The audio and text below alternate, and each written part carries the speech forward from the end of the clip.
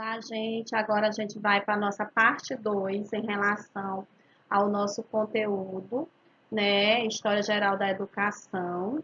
Então, a gente vai tratar basicamente da história romana, da história medieval, de todas aquelas civilizações pós-renascimento, tá? A educação no período romano. Bem, as características da educação romana, ela não existe uma democracia, ela não era uma educação democratizada. A educação dava ênfase à formação moral e física, ou seja, a formação, na sua grande maioria, era para a formação de guerreiros ou intelectuais, filósofos, pessoas estudadas dentro da casta, dentro da organização romana. O ideal era de direitos e deveres. Então, eles seguiam essa linha de cidadania, tá? Onde a formação era para ser guerreiro ou ideólogo, ou ser ideologista, tá? A duração, a educação, era uma educação chamada Educação das 12 Tábuas. O texto da educação, ele era talhado, né, com atestado por Cícero. Foi por muito tempo o das 12 tábuas, no período romano, a educação, por muito tempo, foi por esse texto das 12 tábuas. Foi fixado em 451 a.C., no bronze, e exposto publicamente no fórum, para que todos pudessem vê-lo, todos pudessem ver essa lei educacional. Nelas havia sublinhas sobre os valores de tradição, o espírito, os costumes, as disciplinas dos pais, e delineava um código civil também, baseado na pátria protestante, e caracterizava as formas de se relacionar socialmente e tipicamente com uma sociedade agrícola. Como modelo educativo, as tábuas elas fixavam a dignidade e a coragem, a firmeza como valores máximos, ao lado, né, de pietas e de parcimônia. A lei das 12 tábuas defendia um ideal educacional de eloquência, ou seja, o indivíduo tinha que ter o poder da fala, o poder de persuadir, o poder de falar bem, uma eloquência perfeita, né? Tinha em mente um homem ao mesmo tempo eloquente, um homem que falava, que podia convencer as pessoas através da fala, mas que também esse homem deveria ser sábio. Não se contentava com um homem apenas eloquente, apenas falante, apenas com esse dom, que poderia defender-se ou responsabilizar-se pessoalmente por aquilo que defendia. Também não se bastava apenas o indivíduo ser sábio. Além de sábio, ele tinha que ser eloquente. O eloquente também não poderia ser só eloquente, ele tinha que ser sábio em relação às falas dele, em relação ao conhecimento dele. A educação no período medieval. As características da educação medieval teve como ponto de início a doutrina da Igreja Católica, tudo se baseava no ensino do catolicismo, era conhecido como o século das trevas, conhecido por quê? Porque foi nesse período que os renascentistas achavam que o pensamento ideológico, né, o pensamento cabia somente a eles, essa capacidade.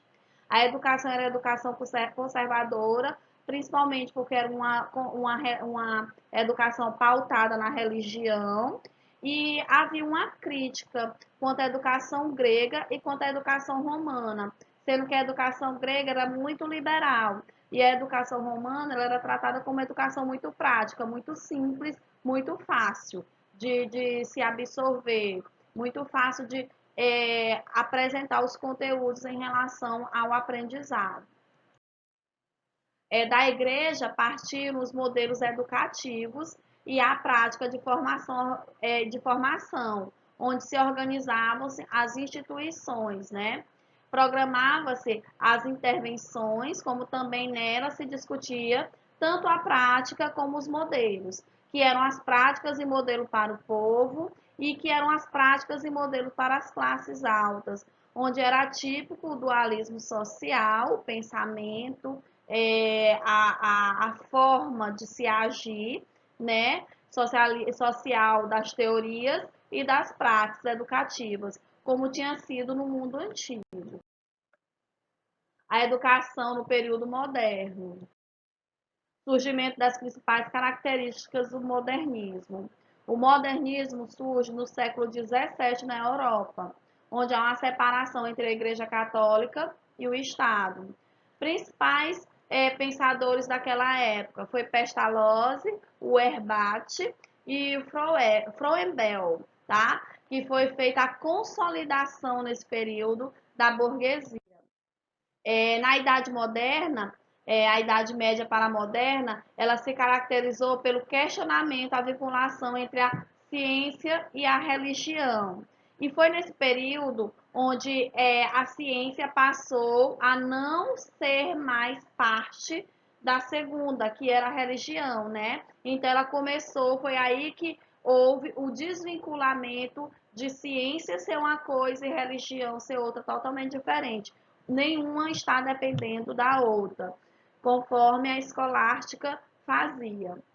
O pensamento moderno ele se dividiu em 4 períodos, que foi o Renascimento, o Racionalismo, o Empirismo e o Iluminismo, onde o Iluminismo é o período mais importante, mais fundamental, teve um passo fundamental para que houvesse o desenvolvimento da ciência. O humanismo. A educação humanística é uma nova versão do conhecimento grego-romano, onde a disciplina e a autoridade até então ela é predominante e deixa espaço ao desenvolvimento do pensamento livre e crítico, que é hoje o nosso pensamento. Ele é um pensamento livre em relação ao aprendizado e crítico em relação ao que a gente aprende. As matérias científicas elas retornam ao currículo, embora ainda em segundo plano, tá? Não há muito interesse em relação às matérias científicas nesse momento. Surge o Colégio Humanista, que é uma escola secundária, onde são estudados o latim e o grego, que é a língua pátria, né? A língua da localidade. Os exercícios físicos nesse momento ainda são valorizados em relação ao conteúdo em que pode se aprender. Bem, a educação cristã reformada, ela é do século XVI, onde surge a reforma religiosa, e esse resultado é da educação cristã reformada, tanto para o catolicismo quanto para o protestantismo, né, que é o protestante. A educação católica pós-renascença, ela foi marcada por um movimento conhecido como Contra-Reforma, tá? E a religião, as ordens religiosas mais conhecidas, que mais se destacou em relação à disseminação educacional, foi a ordem dos jesuítas, onde eles disseminaram o cristianismo através do século por meio da educação, que era chamado de Ratio Studiorum. E era o currículo do jesuíta, essa forma de educação, tá bom? Inspirada nas escolas humanísticas. Na idade contemporânea, ela foi marcada pela consolidação do poder burguês, pelo nacionalismo e pela urbanização e industrialização acelerada. Nessa época surgem novas correntes de pensamento, que era o positivismo, o idealismo hegeliano e o socialismo. As duas primeiras influências foram idealizadas por Kantiano. A educação deste período buscava uma massificação e aproximava-se da tutela estatal, embutida de um maior caráter cívico, tá? Cívico. O ensino secundário se dividiu entre a formação clássica, voltada para o ensino superior, e uma instrução técnica, que era voltada para a indústria, tá? Para trabalhadores braçais, industriários. O ensino superior era aplicado e reformulado na escola politécnica e criado para o ensino tecnológico. A educação realista, que ela é do século XVII, é conhecido como século do método. O homem se lançou no domínio da natureza e desenvolveu técnicas, artes, estudos da matemática, da astronomia e da medicina. Tudo que for ensinado até então era considerado suspeito.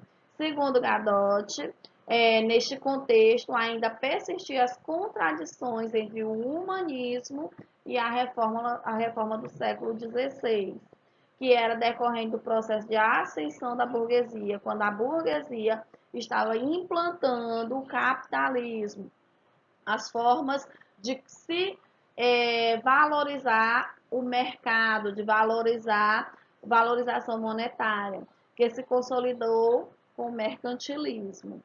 A pedagogia realista, ela prefere o rigor das ciências da natureza e tenta superar as tendências literárias. A pedagogia moderna, ela exigiu então uma nova didática, enquanto a pedagogia realista estava dentro da ciência da natureza, a pedagogia moderna exigia uma nova forma de concepção didática, tá? A educação naturalista era baseada nos ideais de Jacques Rousseau, Jean-Jacques Rousseau. A educação ela teve influência decisiva, essa educação teve uma influência decisiva para a educação moderna. Rousseau, em seus pressupostos para a educação, ele pautava na liberdade, a atividade pelas experiências e a diferença entre a mente da criança e a mente do adulto. Ou seja, a criança deixou de ser vista como um adulto em miniatura. Então, o ensino começou a ser diversificado, diferenciado, quando se passou a entender que o ensino para a criança seria de uma forma e do adulto de outra forma. Enfim, a educação era integral e atendia aspectos físicos, intelectuais e morais. Para Rousseau, cada aluno deveria aprender haver apenas um educador.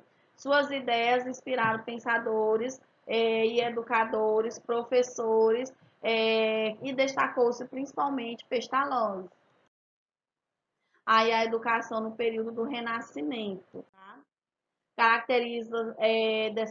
As características dessa educação, ela é conhecida como século das luzes, onde as pessoas já tinham acesso ao conhecimento, né? Era interessante pela educação grega e a educação romana, eles se interessaram, tinham maior interesse por essa educação. Os privilégios aos que detinham poder, ainda existia esse privilégio para quem tinha status, para quem tinha poder. Os principais pensadores nesse período do Renascimento foi João Amós Comênios, pai da sociologia, pai da ideologia, e Jean-Jacques Rousseau. O Renascimento começou na Itália, no século XIV, e difundiu-se por toda a Europa até o século XV, tá? E século XVI. Foi um período da história europeia marcada por uma renovação de interesses pelo passado grego e romano, e clássico, especialmente pela sua arte.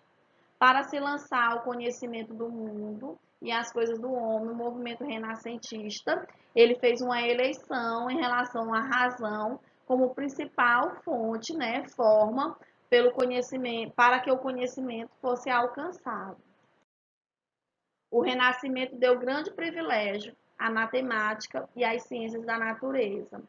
A exatidão de cálculo chegou até mesmo a influenciar projetos estéticos dos artistas desse período, e houve um desenvolvimento das novas técnicas de proporção e perspectiva, como a pintura e a escultura renascentista, onde pretendia aproximar, né, as pessoas mais ainda da realidade, o máximo possível da realidade. Em consequência disso, a riqueza de detalhes e a reprodução fiel do corpo humano, que nesse período eles cultuavam, né, as formas do corpo humano, formavam um dos elementos mais correntes mais frequentes nas obras do renascentismo.